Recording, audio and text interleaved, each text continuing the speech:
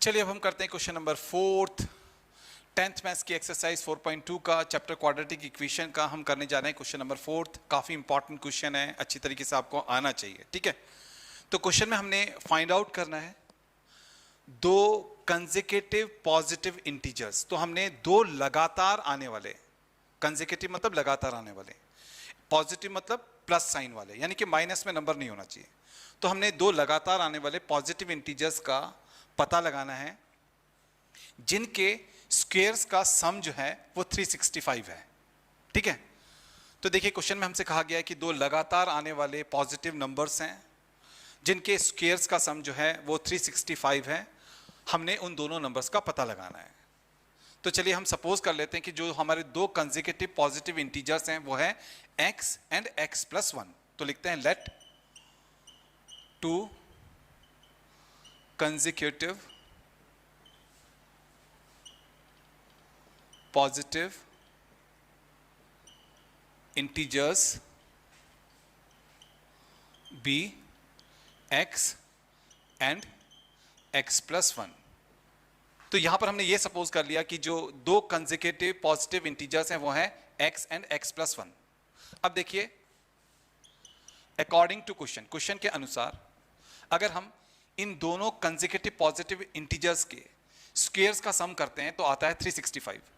तो इन दोनों कंसेक्यूटिव जो पॉजिटिव इंटीजर्स हैं x एंड x प्लस 1, अगर हम इनके स्क्वायर्स का सम करते हैं तो आता है 365। ऐसा क्वेश्चन में हमसे कहा गया, ये कंडीशन हमको गिवन है। ठीक है, चलिए इसको सॉल्व करते हैं। यहां पर है x स्क्वायर, है ना, x का स्क्वायर हो जाएगा x स्क्वायर, फिर यहां पर है प्लस, यहां पर है x प्लस 1 का होल स्क्वायर।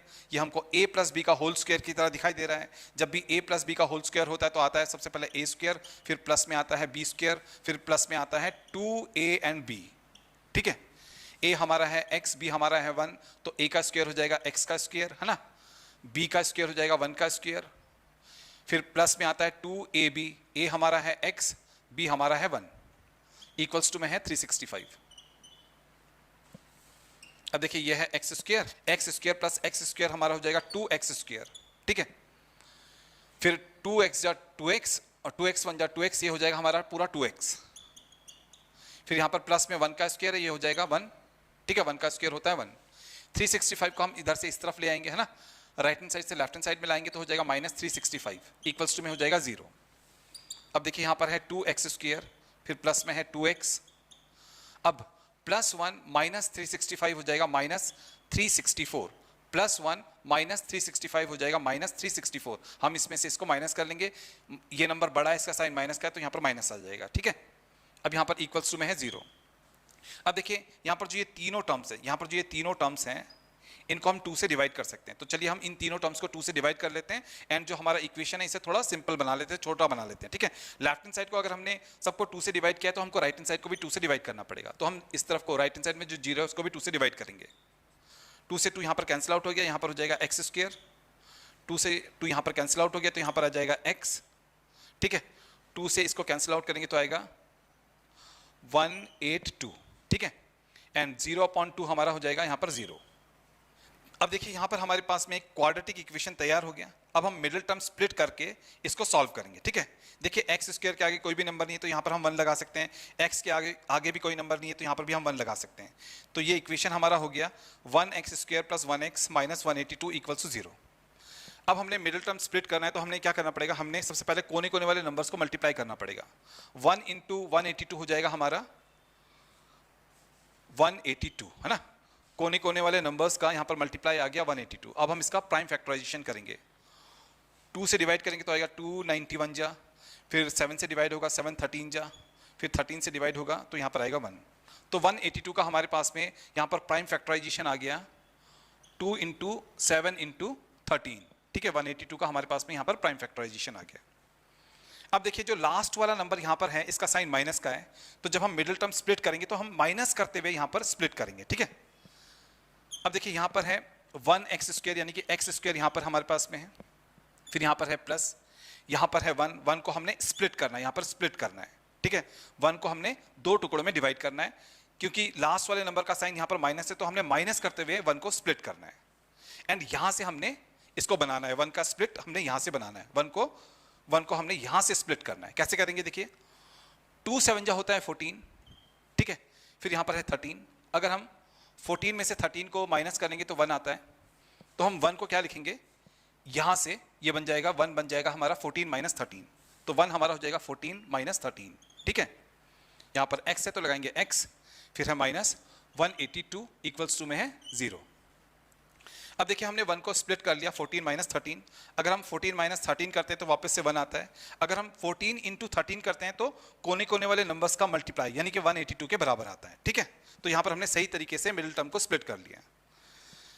अब आगे सॉल्व करते हैं, यहां पर है एक्स स्क्वायर, अब यहां पर है प्लस 14 एक्स जा हो जाएगा, प्लस 14 एक्स जा हो जाएगा plus 14 x, plus into minus minus हो जाएगा, माइनस ये हो गया, प्लस इंटू माइनस माइनस हो गया, 13 एक्स जा हो जाएगा 13 एक्स, एंड यहां पर है माइनस 182 इक्वल्स टू में है 0, ठीक है। चलिए अब हम आगे सॉल्व करते हैं, ये हमने एक्स्ट्रा किया हुआ है, ये हमने एक्स्ट्रा किया हुआ है, अब हम यहां पर सॉल्व करेंगे, ठीक है।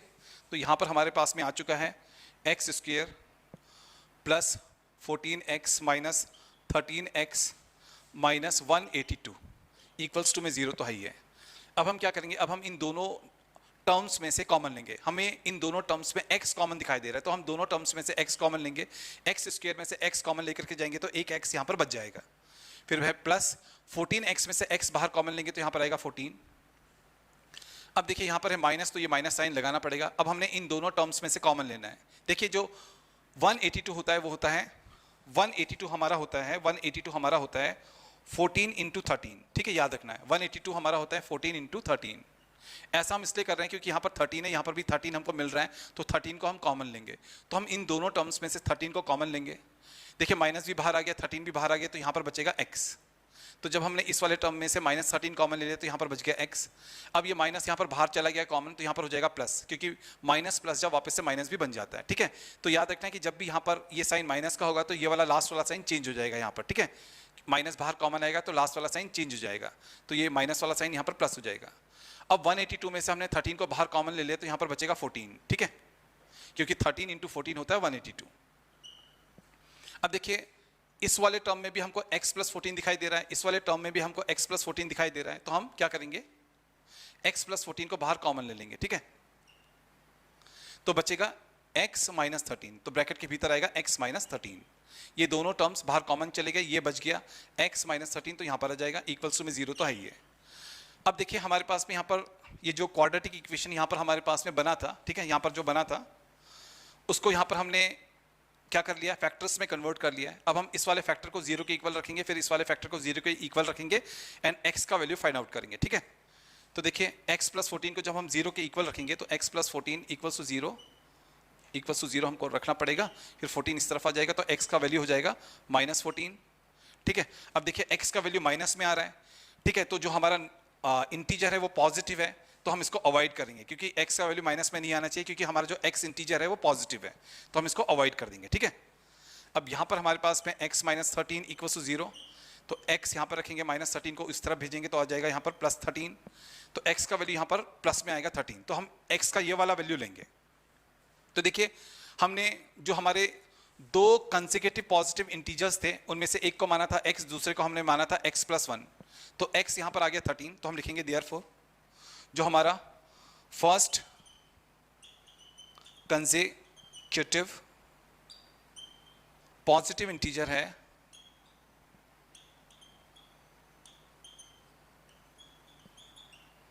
वो तो है x इक्वल्स टू 13, एंड जो हमारा सेकेंड पॉजिटिव इंटीजर है वो है जो कि x प्लस 1 होना चाहिए, वो हमारे पास में है 13 प्लस 1 14, ठीक है। तो देखिए यहां पर हमने जो दोनों हमारे टू कंसेक्यूटिव पॉजिटिव इंटीजर्स हैं x एंड x प्लस 1, जिनको कि हमने x and x plus 1 suppose किया था, दो कंसेक्यूटिव पॉजिटिव इंटीजर, उनको यहां पर हमने फाइंड आउट कर लिया।